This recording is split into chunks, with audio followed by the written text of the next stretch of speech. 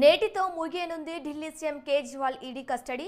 కేజ్రీవాల్ను కోర్టులో హాజరుపరచనున్నారు అధికారులు. ఇక 10 రోజుల పాటు తమ కస్టడీకి అప్పగించాలని కోర్టును కోరారు ఈడీ అధికారులు. నేటి వరకు కస్టడీ విధిస్తూ న్యాయమూర్తి తీర్పును వెలువరించారు. మధ్యాహ్నం 2 గంటలకు కేజ్రీవాల్ను కోర్టులో హాజరుపరచాలని ఆదేశాలు జారీ చేశారు.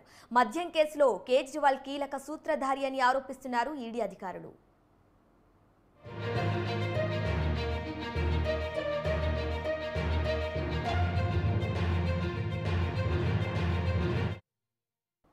ఇదే అంశానికి సంబంధించి మరిన్ని అప్డేట్స్ మా క్రైమ్ బ్యూరో చీఫ్ కృష్ణ అందిస్తారు.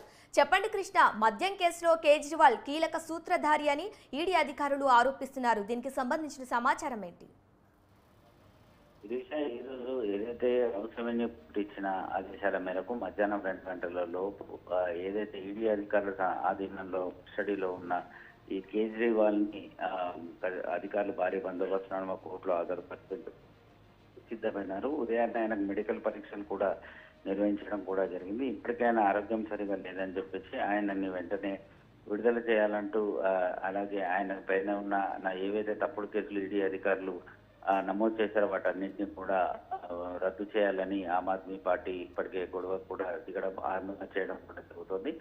6 రోజుల పాటు కస్టడీ నేపథ్యంలో ఈ కేజ్రీవాల్ ని అధికారులు విచారణ చేపట్టారు. ఏదైతే 100 కోట్ల రూపాయల పార్టీ ఫండ్ పేరు మీద అయితే హవాలా రూపంలో తెప్పించుకున్న డబ్బులు పంజాబ్ గోవాతో పాటు ఇంకా ఎక్కడ ఖర్చు పెట్టారు, పంజాబ్ తర్వాత గోవా ఎన్నికల్లో 43 కోట్లు ఖర్చు పెట్టారు. ఆ డబ్బు ఎక్కడి నుంచి వచ్చింది, మిగతా సొమ్ము అంతా కూడా ఎక్కడ దాచారు, ఈ కేసులో ఇంకా ఎవరెవరికి భాగస్వామ్యం ఉంది అన్న కోణంలో ఆయన విచారణ చేపట్టారు. మరో పక్కన ఈ 6 రోజుల కస్టడీలోనే ఈడీ అధికారుల వద్ద నుంచి ఆయన జైల్లోంచే కేజ్రీవాల్ ఈ రోజు ఆయన పరిపాలన అనేది కూడా కొనసాగించడం కూడా జరిగింది. ఈ రోజు కోర్టులో హాజరుపరిచిన తర్వాత మరో 3 రోజుల పాటు కస్టడీ కావాలని ఈడీ అధికారులు కోరేలా కనిపిస్తుంది. అలాగే ఈ వేళ కనుక కేజ్రీవాల్ ని కనుక అంటే కస్టడీకి కోర్టు ఇవ్వని పక్షంలో ఆయనని అక్కడ కోర్టు జ్యుడిషియల్ రిమాండ్ విధిస్తే ఖచ్చితంగా అతను కూడా బీహార్ జైలుకు వెళ్లే అవకాశం కూడా ఉంటుంది. మరో పక్కన అసలు ఈ కేజ్రీవాల్ కి దీనికి సంబంధమే లేదు, ఇదంతా కూడా పెద్ద కుట్రకోవడం.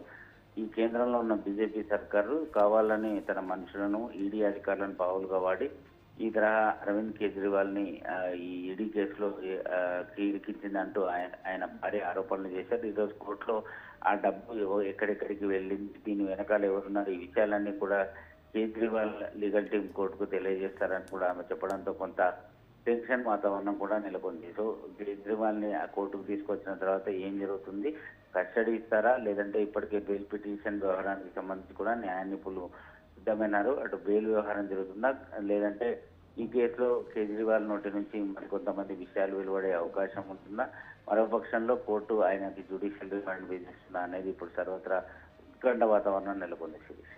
Okay Krishna, thank you.